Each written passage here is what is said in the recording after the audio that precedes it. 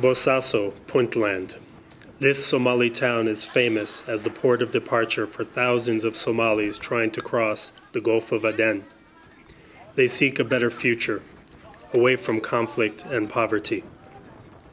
But many who travel from southern Somalia remain in Bosaso for years. They have no money to pay smugglers for the dangerous trip to Yemen.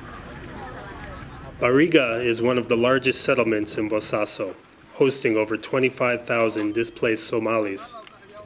Many of the displaced families live in horrendous conditions in settlements scattered around the town. Amina Abdullahi Haji Mohammed is the mother of 8 children. From Baidoa in southern Somalia, she fled to Mogadishu over 10 years ago.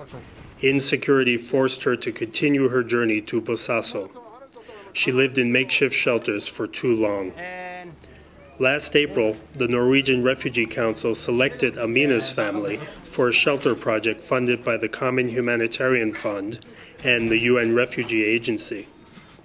The project provided semi-permanent structures for 1,100 families and changed Amina's life.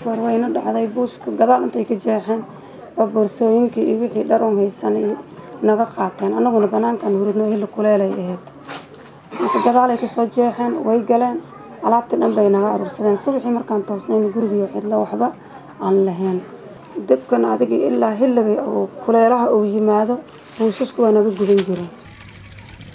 Amina says the project has made a major difference for girls and women. They used to live in constant fear. They were attacked on their way to water points and latrines. Now services are closer to their homes. There are far less incidents of sexual violence.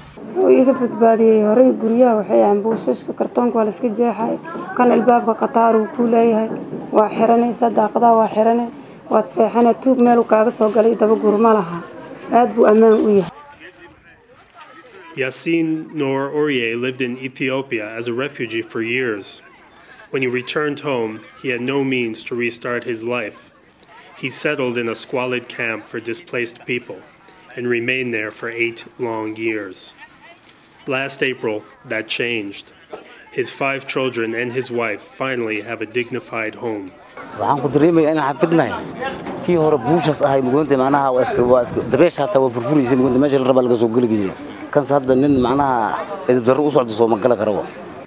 The UN Office for the Coordination of Humanitarian Affairs in Somalia administers the Common Humanitarian Fund, which strategically covers gaps in humanitarian response.